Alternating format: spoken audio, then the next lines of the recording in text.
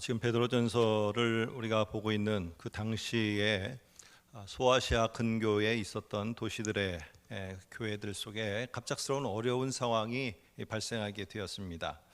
그러다 보니까 혼돈스럽고 그리고 그들이 어떤 일을 해야 될지도 갈팡질팡하면서 알지 못하고 있을 때 오늘 베드로가 너희들에게 이런 일을 하라고 나는 지금 가르친다라고 하면서 행위를 가르친 게 아니라 1장에 제일 먼저 가르친 것이 바로 뭐냐 하면은 너희가 누구냐 하는 것을 가르쳤다. 그것을 또 편지로 써서 교훈했다라고 지난주에 살펴봤습니다. 그래서 베드로는 그 사람들이 어떻게 그 어려움을 이겨내갈까 할 때 어떤 행동을 하라고 가르치기 전에 너희가 누구인지를 깨닫도록 했다는 겁니다. 그래서 이 베드로는 1장에서 너희는 하나님께서 스카우트해온 자들이다. 근데 스카우트해온 너희들을 데려오기 위해서 얼마의 값을 지불했는 줄 아느냐?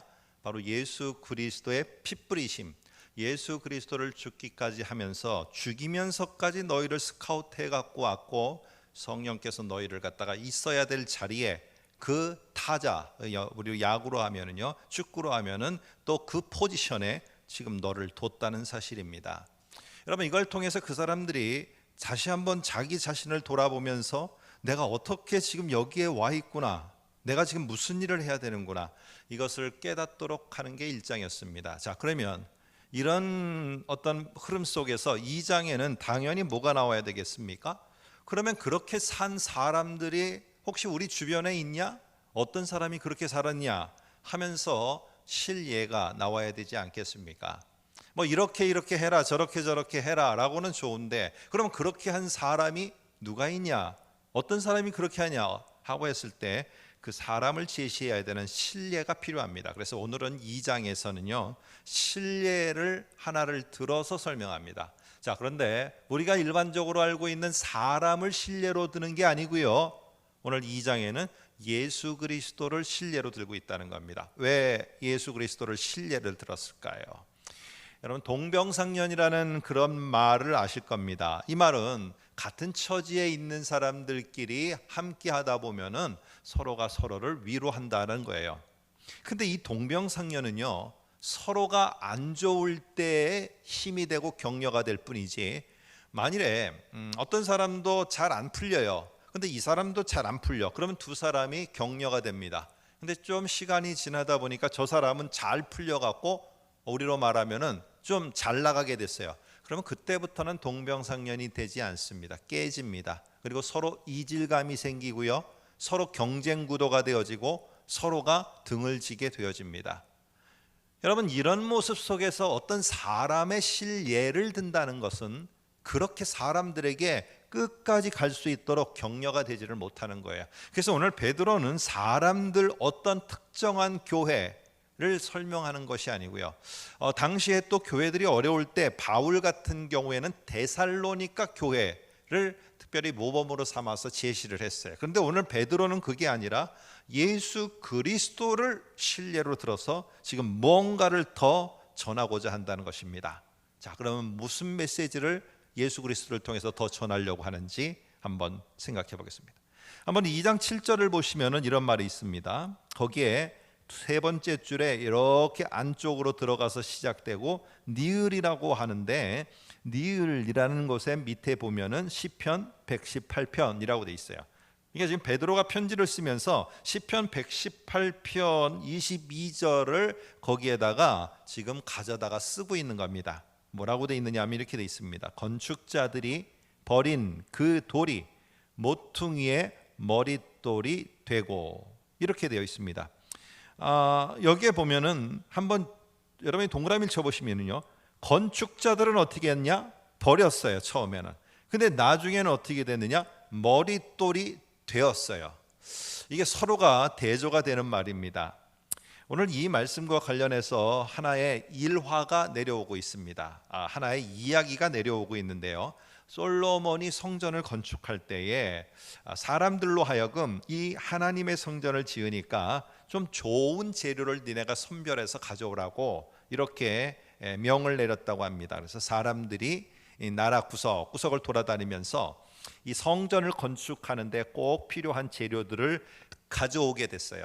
그런데 그 중에 한 일꾼이 가져와서 보니까 자기가 이제 돌을 선별해서 보다 보니까 이게 별로 쓸모가 없어 갖고 아무짝에도 쓸모없는 돌 하나가 보이는 거예요. 그래서 어떻게 했느냐?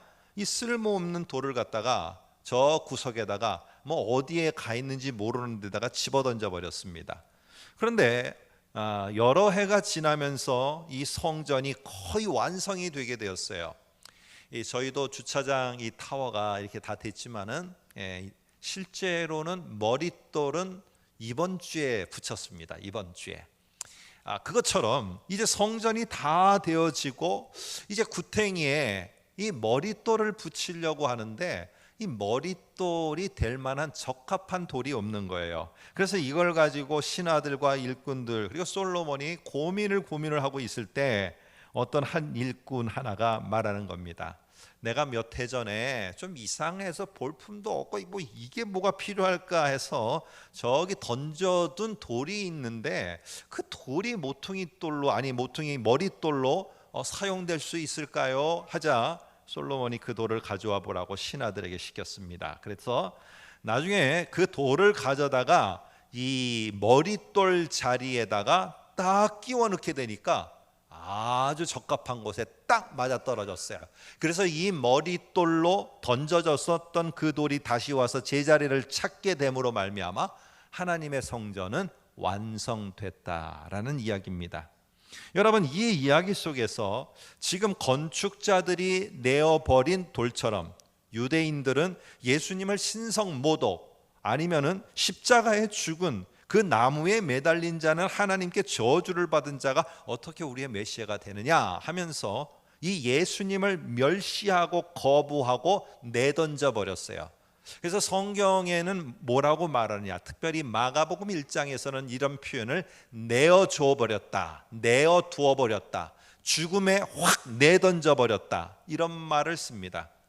그러니까 지금 유대인들 로마 제국에 있는 사람들한테는 십자가에 죽는 것이 그것이 사형틀로 반역자들이나 죽는 것인데 어떻게 그가 왕이 됐다는 말이냐, 말 같지 않은 소리 하지 말아라 해서 예수를 아웃사이더로다가 밀어내 버렸어요.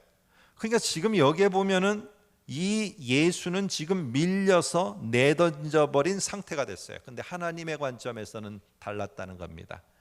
아무리 선지자들이 예언서를 통해서 하나님의 구원을 선포했고 아무리 구약 성경이 다가올 하나님의 놀라운 구원 사역의 성취와 저 멀리의 완성을 선포해도요, 예수 그리스도가 빠지면 다른 것 끼면은 안 됩니다.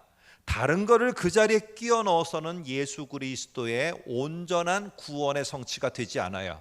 성전의 마지막은 머릿돌을 끼워 넣어야 완성이 되는 것처럼, 근데 그것이 어떻게 해요? 버려진 돌이었어요. 근데 하나님의 관점에서는 그게 아니라 바로 머릿돌을 위해서 예비해서 준비해 놓은 거였어요. 사람은 그거를 버려버렸어요. 그런데 오늘 예수도 구원의 성취를 위해서 하나님의 놀라운 구원 사역의 정말로 성취의 마침표를 찍기 위해서는 다른 게 필요한 게 아니라요, 예수 그리스도가 필요해요. 그 예수 그리스도를 근데 사람들은 내어버렸던 겁니다. 그런데 오늘 하나님께서 내어버린 그 예수 그리스도를 딱 십자가에 달려 죽게 하심으로 말미암아 구원은 성취의 마침표가 되게 되었다는 겁니다. 여러분, 이래서 4절을 보면은 중요한 단어가 서로 대조가 됩니다. 4절 보면은 사람에게는 버림바가 되어졌어요. 그런데 하나님께는 택하심을 입어 구원의 성취에 한 점을 찍게 됐어요. 누가? 예수 그리스도. 누가? 십자가에 죽으신 예수 그리스도가. 여러분, 이 말을 지금 베드로가 왜 하고 있을까요? 오늘 이런 모습처럼 지금 당시의 기독교인들은 이방인 취급을 받았고 생명의 위협을 받으면서 자기의 집에 거하지도 못하고 여기저기로다가 쫓겨다니는 신세였어요. 그뿐만 아니라 제국이 제공해주는 놀라운 정부 지원금, 이런 것도 받지를 못했어요. 그들이 열어주는 경제활동 이런 것도 하지 못했습니다. 그런데다가 갑자기 몰아닥친 이 로마 제국의 박해로 인하여서 생명까지 위협을 받게 되었습니다. 점점 밀려가는 거예요. 신세가 어떻게 됐습니까? 로마 제국의 그 나라와 사람들로부터 나라는 존재는 점점 버려지게 되는 거예요. 점점 버려져서 내쫓기게 되는 상황이 됐어요. 자, 이런 상황에서 오늘 베드로는 뭘 말하고 있느냐? 사람들은 너를 이런 상황 저런 상황 이런 이유 저런 이유로 너를 내몰고 있는지 모르겠다. 그러나 하나님은 뭐라고 말하느냐? 너희를 택하시고 계시다. 이 말을 하고 있습니다. 너희를 여전히 하나님은 선택했고 여전히 너희를 하나님께서는 소중하게 여기고 있다는 겁니다. 그래서 1장에 이어서 2장에도 계속 선택이라는 말과 관련해서 아주 중요한 선포를 하게 됩니다.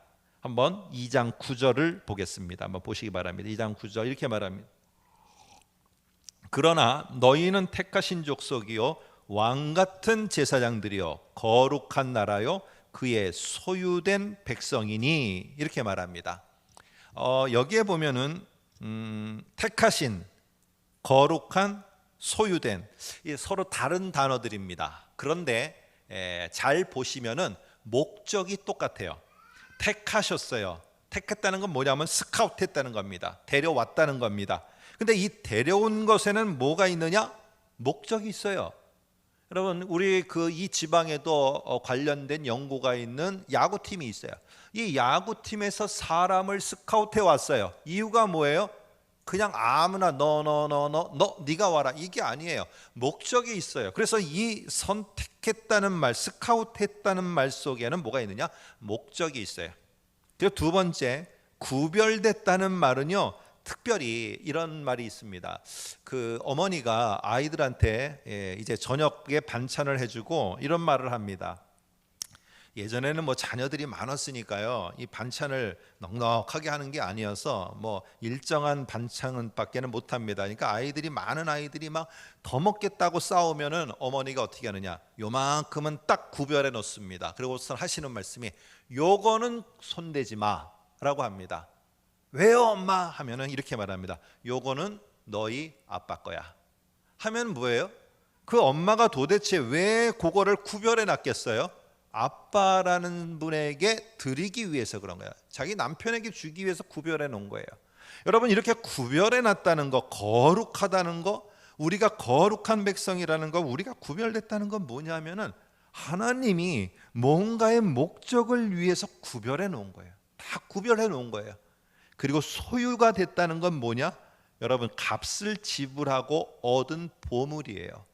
이렇게 값을 지불하고 얻은 보물과 소중한 것이 다 뭐가 들어있느냐 하면은 중요한 목적이 있어서 그거를 내가 샀다는 겁니다. 그리고 내가 구별해냈다는 거예요. 그리고 내가 스카웃해서 데려왔다는 겁니다. 여러분, 이런 목적을 가진 자들이 저인데, 아니 왜 너희는 주변에 이런 환경이 벌어졌어, 저런 환경이 벌어졌어, 야 우리는 요즘에 이런 환경 때문에 못해, 저런 환경 때문에 우리는 우리가 할 일을 못해, 아니 이런 일 때문에 난 지금 못하고 있다니까. 여러분, 오늘 이 시대도 똑같았습니다. 우리는 이런 로마의 박해 속에서 내가 쫓겨다니고 있는데 내가 지금 뭘 할 수 있단 말이야. 내가 경제활동이 안 되는데 뭘 할 수 있다는 말이야. 이런 말들을 똑같이 했어요. 그런데 오늘 베드로는 뭐라고 말하느냐? 못해, 안 돼, 안 된다니까 왜 하지? 이런 말을 하는 게 아니고요, 네가 지금 왜 하나님께 선택이 됐고, 네가 왜 하나님이 예수를 핏부림으로 너를 데려왔고 너를 갖다가 소중한 보배로 삼았는지 그거를 좀 깨달아 봐라. 어려운 순간에, 어려운 타이밍에 우리 팀 살리라고 그 선수 데려온 거 아니에요? 어려운 순간에 조금 더 잘 일어설 수 있도록 값을 지불하고 운동선수 데려온 거 아니에요? 어려운 순간에 그 일을 못하는 순간에 그 일을 하도록 우리를 갖다가 사왔고요, 우리를 구별해 놨고요, 우리를 여기에 지금 배치시켜 놨다는 거예요. 그런데 하라고 우리를 배치시켜 놨는데 못한다고 하는 거예요. 안 된다고 하는 거예요.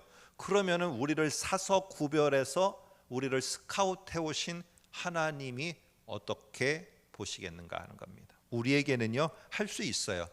하나님이 왜 그렇게 하셨느냐? 2장 9절 끝에 보니까 이렇게 말합니다.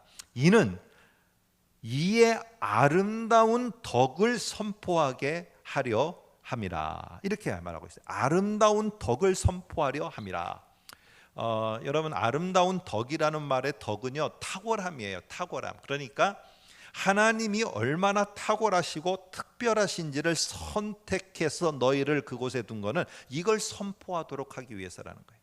자, 이게 무엇은 뜻인지 오늘 여기에는 여러분 보더라도 잘 안 나옵니다. 그 내용이 안 나오는데 우리가 그게 무엇인지를 이해할 수 있도록 한번 구약과 연결해서 보겠습니다. 한번 2장 9절 다시 보세요. 택하신 족속 제사장들이요 거룩한 나라요. 이거 구약에서 어디서 많이 듣던 얘기 아닙니까? 여러분들은 들은 거는 같은데 구절이 생각 안 나실 것 같아서 제가 찾았습니다. 출애굽기 19장에 보면은 이렇게 나옵니다. 제가 6절을 읽어드릴게 듣기만 하세요. 너희가 내게 대하여 제사장 나라가 되며 거룩한 백성이 되리라. 너는 이 말을 이스라엘에게 전할지니라. 이게 하나님께서 이스라엘 백성을요 이집트에서 값을 지불하고 데리고 나와서 그를 갖다가 오늘 광야에서 다시 너희가 누군지를 말해주는 그 장면입니다. 오늘 베드로전서 2장은 결국 출애굽기 19장하고 상당히 연관성이 있어요. 여러분, 출애굽기에 나오는 10가지 재앙이 뭡니까? 오늘 그 10가지 재앙은 이집트에 있는 그 속에서 이집트의 어떤 신보다 10가지 재앙을 쏟아 부으면서 오늘 당신의 백성을 스카우트해 오시는 그 하나님의 탁월함이 얼마나 위대한가를 보여주는 아주 중요한 도구입니다. 여러분, 이처럼요 이스라엘 백성들을 하나님께서 왜 이집트에서 불러서 사갖고 스카웃해서 가나안 땅이라는 그 현지의 선수로 투입시켰습니까? 여러분, 거기 가서 금은보화 가지면서 호의호식하면서 거기에서 좋은 맨션에서 좋은 환경에서 살으라고 거기다가 갖다 놨습니까? 보배로 삼았던 이스라엘 백성을 불러내서 그 가나안 땅에다가 심은 이유가 뭡니까? 오늘 거기에 그들이 알지 못하는 하나님, 그 하나님 여호와 하나님의 탁월함을 선포하도록 하기 위해서요. 여러분, 유목 생활을 했던 이 사람들이 가니까 정착이에요. 정착해서 다 사람들은 집을 갖고 있어요. 그러다 보니까 어떻게 하느냐? 내가 지금 하나님이 나를 불러서 여기에 와서 이 정말 알지도 못하는 가나안 땅에 우리를 심었다? 이거를 잊어버렸어요. 그러니까 어떻게 하느냐? 다른 거에 집착이 생기는 거예요. 뭐에 집착이 생기느냐? 쟤네들은 머물고 사는, 우리는 떠돌이였는데 쟤네들은 머물고 사는 집이 있네. 그러니까 그들의 그 집과 같은 것이 필요했고요. 아니, 저 집을 얻어서 창고를 만드네. 거기다가 이제 물건을 집어넣네. 음식과 과일들을 집어넣네. 그러면 저 창고에 집어넣을 음식들은 어떻게 생기지? 아니, 쟤네들이 바알신이라는 걸 섬기고 있네. 그러다 보니까 바알에 집중하고 집착하게 됐습니다. 여러분, 이스라엘은 이렇게 가면서 거기에 하나님이 둔 목적은 어렵고 여러 가지 다른 환경, 색다른 모습인데 왜 하필 나를 스카웃해서 뒀느냐? 거기에 여호와라는 분이 어떤 탁월함을 갖고 있는 분인지를 선포하도록 하기 위함이에요. 오늘 이스라엘 백성이 이런 모습처럼 똑같은 내용을 오늘 베드로가 2장 9절에 오늘 소아시아 지역에 흩어져 있는 이 기독교인들에게 말하고 있어요. 여러분, 무슨 내용입니까? 뭘 어떻게 하는 게 아름다운 덕을 선포하는 거예요. 그냥 좋고 아름답다 하는 것을 선포하는 게 아름다운 덕입니까? 그게 아니고 오늘 정말 상황은 너무 힘들어요. 그렇게 우리는 아웃사이더로 밀려가요. 그런데 오늘 우리를 거기에 둔 것은 하나님이 어떤 다름과 탁월함이 계신가, 갖고 계시는가, 그거를 선포하는 거야. 이 모양 저 모양으로 이런 역할 저런 역할을 통해서 그 제국 속에서 그거를 선포하게 하기 위해서 오늘 그들을 그곳에 두셨다는 거예요. 여러분, 생각해 보세요. 하나님이 얼마나 준비가 철저한 분이시고 얼마나 모든 것들을 계획적으로 움직여 가시는 분인데 그 제국에서, 그 지역에서 여러 가지의 어려움 속에서 그 일을 못할 사람들을 하나님이 선별해서 거기다 뒀겠습니까? 이 시대에 흘러가는 인류의 역사 가운데서 오늘 그 사람들이야말로 그 일을 최고로 감당할 사람들인 거예요. 그래서 오늘 베드로는 강조가 너희나 나나 이 일을 감당하고 나가기에 가장 적합한 자가 우리기 때문에 우리를 뒀다. 그러니까 우리는 이것 때문에 못해, 저것 때문에 못해, 아이고 우리는 지금은 아니야, 이 일은 안 된다니까, 이런 말을 하는 게 아니고 너희가 그리고 내가 이곳에서 하나님이 목적을 갖고 두셨다는 것을 보기를 원한다. 여러분, 제국의 버림에 대해서 사람들은 그러면 어떻게 이렇게 살아갈 수 있을까? 어떻게 내가 어떤 능력을 갖고 살아갈 수 있을까? 이런 질문은 당연히 나오게 됩니다. 그래서 거기에 대해서 오늘 이 베드로가 1절과 2절에 서로 대조되는 말을 가지고 설명을 합니다. 한번 보시기 바랍니다. 2장 1절 끝에 보면은 이렇게 말합니다. 이것들은 버리라. 더 정확하게 말하면은요, 끊어 버려라. 습관들을 끊어 버려라. 이렇게 말하고요. 2절에는 신령한 젖을 사모하라. 이거는 꼭 붙잡아라. 이렇게 말합니다. 이 단어를 왜 썼을까요? 이 단어를 보면은 습관은 끊어버려야 되는 게 있고요, 신령한 젖은 사모하며 딱 붙잡아야 돼요. 그런데 왜 이 단어를 썼을까? 오늘 교회가 이거를 반대로 하고 있었다는 겁니다. 끊어버려야 될 것은 붙잡고 있었고요, 붙잡아야 될 것은 점점 잊어버렸던 거예요. 뭐 때문에? 제국으로부터 오는 압박과 제국에서부터 누릴 수 있는 것들을 못 누리고 있다는 것들 때문에 붙잡아야 될 신령한 젖이라는 이거는 붙잡지 못하고, 붙잡지 말아야 될 1절에 나오는 악독과 기만과 외식과 시기와 비방하는 말은 붙잡게 됐어요. 여러분, 그래서 오늘 여기에 붙잡지 말아라, 제발 베드로가 말합니다. 이거는 붙잡지 말아라 라는 말 속에 오늘 모든이라는 말을 집어넣습니다. 모든이 들어가는 요것만은 니네가 붙잡지 말아라 하고 말하는데, 오늘 여기 한번 보시면은요, 이 이집트에서 이스라엘 백성들이 나왔어요. 그리고는 광야로 들어가니까 광야로 들어오기 전까지 10가지 제형을 볼 때는 야, 정말 이제 우리가 자유하고 해방됐구나 했는데, 광야로 들어오니까 뭐가 다시 발동되느냐? 이게 이제 사람들이 말하는 노예 근성입니다. 노예 근성. 노예로다가 몇 세대를 살다 보니까요, 이게 근성이 생긴 겁니다. 이게 안 없어지는 거예요. 그래서 어떻게 해요? 광야로 들어가니까 광야의 상황만 보여요. 하나님이 왜 불러내서 우리가 어디로 가고 있으며 거기에 어떤 목적을 갖고 우리를 보내시는지를 잊어버리고, 우리는 다시 옛날로 이집트의 노예로 돌아갔으면 좋겠다, 먹을 것이라도 많이 먹게 하면서 이 노예 근성을 끊어버리지 못해요.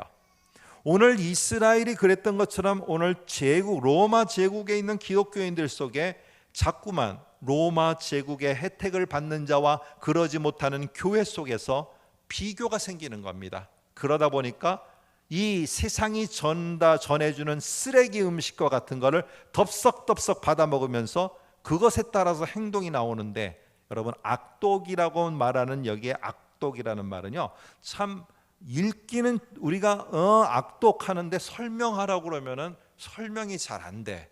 근데 이 악독이 뭐냐면은요, 불행입니다. 자꾸만 나는 불행한 자라는 거, 나는 안 되는 자라는 거, 우리는 못한다는 거, 이런 것 때문에 우리는 참 어찌게 보면 행복하지 않은 자라는 거, 이런 운명에다가 자기들을 가두어 두는 거, 이게 모든 악독입니다. 그러니까 우리는 안 된다는 거야. 우리가 왜 이렇게 됐지? 왜 우리는 로마 제국 속에서 이렇게 밀려나야 되지? 이런 거에 갇혀 있는 모습 속에 살아가게 됐다는 겁니다. 이게 바로 뭐냐? 세상이 전해주는 붙잡지 말아야 될 것에 자기의 운명을 다 거기에 가둬버리고 살아가는 삶이에요. 이거는 제발 끊어버리라는 거예요. 두 번째는 기만은 속이는 겁니다. 외식, 포장하는 겁니다. 시기, 말 안 해도 압니다. 이건 어디서 일어나느냐? 제국의 혜택을 받는 사람과 그러지 못한 내가 비교를 하니까 결국 이런 모습들이 나오게 됩니다. 비방하는 말, 제국을 비난하고요, 내 자신을 비난하고 내가 선택한 길에 대해서 후회와 원망과 그리고 시비를 여러분 열어가게 되는 이런 일들을 하게 되니까, 이것에 여러분 집중하게 되니까 당연히 뭐가 잊어버려져요? 결국에 우리는 하나님이 왜 여기에 두었는가, 이거를 잊어버리고 살게 됩니다. 그래서 오늘 뭐라고 말하느냐, 베드로는 너희가 좀 더 그것에 대해서 확신을 갖고 살기 위해서는 2절에 갓난 아기들 같이 순전하고 신령한 젖을 사모하라. 자, 한번 여러분 2절을 보시면 뭐뭐 같이라고 하는데 서로 이렇게 비교를 할 수 있도록 해요. 갓난 아기들이라고 말해요. 여러분, 갓난 아기들은요, 여러분들 뭐 다 자녀들 키우시고 손주들 보시니까 아실 겁니다. 갓난 아기들은요, 뭐 전쟁이 일어났던, 난리가 일어났던, 경제가 어떻게 됐던, 뭐가 어떻게 됐던, 이 아이에게 있어서는 때가 되면, 먹을 때가 되면 온통 관심과 집중과 붙잡아야 될 게 뭐밖에 없어요? 엄마의 젖이에요. 이거밖에 없어요.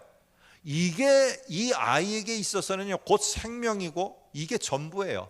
주변에 어떤 일이 일어났는가, 무슨 상황이 됐는가, 왜 갑자기 나에게 이러는가, 이런 거는요 부차적인 거고, 이 아이는 때가 되면은 엄마 젖 찾는 것밖에는 여러분 이게 관심이 없어요. 이게 다예요.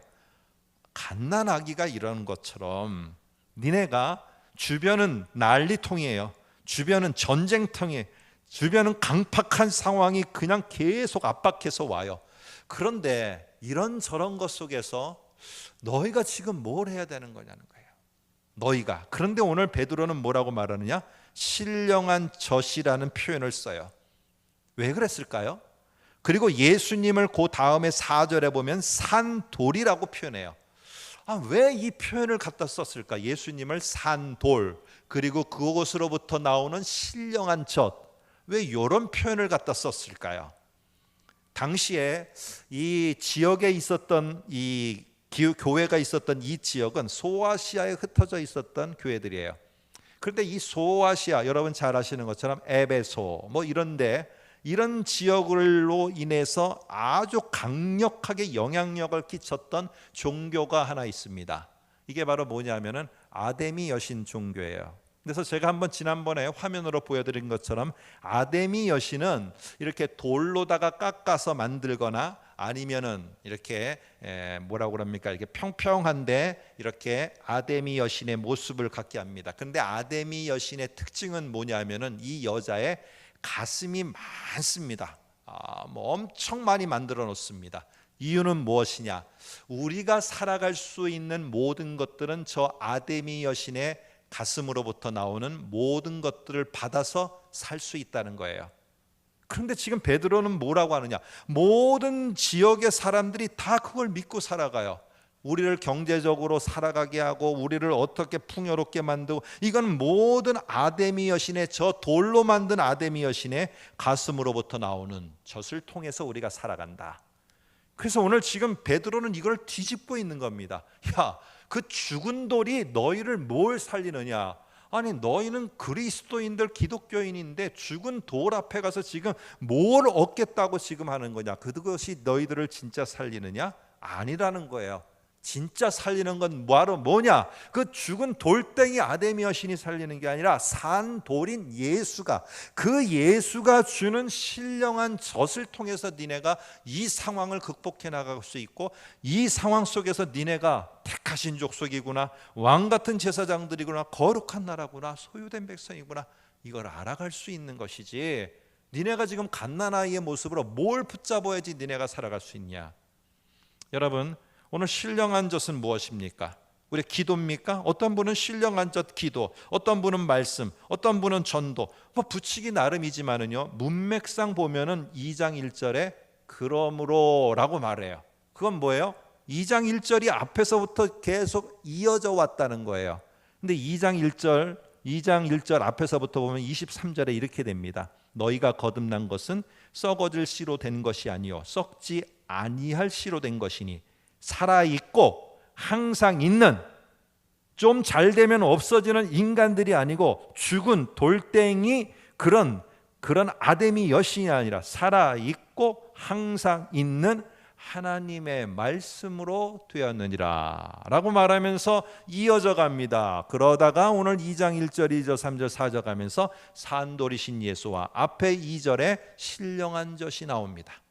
결국에 붙잡아야 될 것은 무엇이냐? 하나님의 말씀이에요. 2장 8절 한번 볼까요?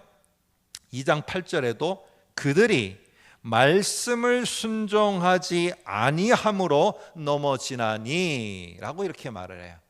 결국 하나님의 말씀이라는 이것을 붙잡아야 우리가 누구인지를 알고 누구인지를 알아야지 이 시대 속에서 그것 속에서 내가 악독과 기만과 외식과 시기 이런 비교를 통해서 나타나는 모습이 아니라 내가 하나님의 아름다운 덕을 선포하며 살아가게 된다는 것을 오늘 여기 속에서 말합니다. 사랑하는 성도 여러분, 우리는 버려진 자들이 아닙니다. 이 상황이 우리를 자꾸 그렇게 몰아간다고 우리들 스스로도 버려진 자들처럼 저 낫인구는 돌덩이들처럼 낫인구는 낙엽처럼 우리 자신을 봐서는 안 됩니다.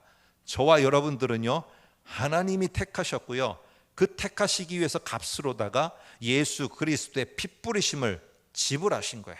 그리고 우리를 지금 이 자리에 두었다는 겁니다.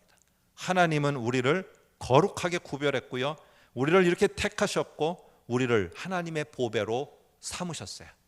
오늘 이러한 우리가 하나님의 아름다운 터 하나님의 탁월함을 선포할 수 있기 때문에 그러한 충분한 능력과 충분한 여러분들의 그런 모습이 있기 때문에 오늘 이 시대를 우리의 다음 세대에게 맡긴 것이 아니라 우리에게 맡긴 거예요. 왜? 우리가 그것을 할 수 있기 때문에. 아무쪼록 이번 주간 사시면서 상황은 로마 제국의 그 모습보다 더 우리들의 현실적으로 다가오는 것은 더 힘들지 모르지만은 그 속에서 이렇게 다시 한번 자기들의 모습을 찾아 하나님의 덕을 선포했던 이 우리의 선배들처럼 이번 한 주간 어렵지만은 하나님이 나에게 주신 목적을 하나님의 아름다운 탁월함을 선포하기 위해서 내가 어떤 것을 할 것인가 한번 작은 것이라도 고민하면서 어두운 세상에 아름다운 덕을 선포하면서 빛을 비칠 수 있는 저와 여러분 되시기를 주님의 이름으로 축복합니다. 기도하겠습니다.